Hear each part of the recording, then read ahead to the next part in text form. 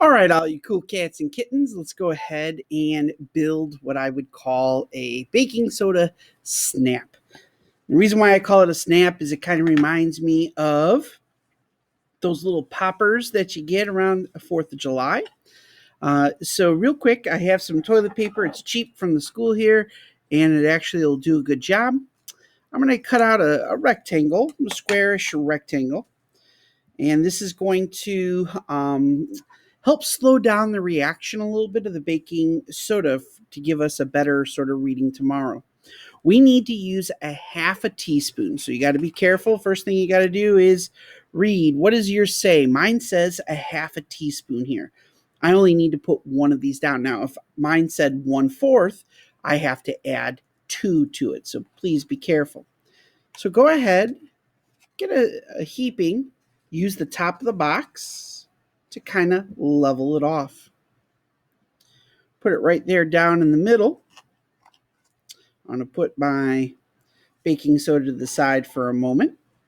And we're going to go ahead, grab sort of the two corners, then the opposite two corners. So I kind of got all the sides together now. And what I want to do is I want to twist it. Don't over twist it because you'll rip it, but it'll stay for a little bit. We'll probably have to retwist it. I'm going to grab a piece of twine here. I'm going to cut a little piece off. Again, I'm going to twist it again, not too hard. If you do it too hard, you're going to rip the toilet paper.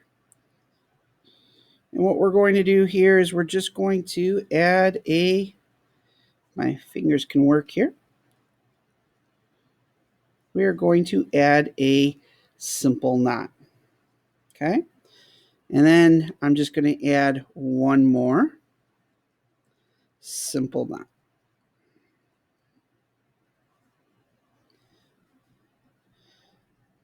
There it is, double knotted, so to speak.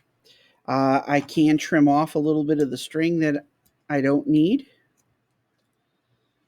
If, let's say, I have a big poof here at the top, I could always cut part of it off. I don't want to cut all the way to the knot, but there you go. And it's like literally I made my own little baking soda snap. Now, this should be able to fit fairly easy into the film canister tomorrow.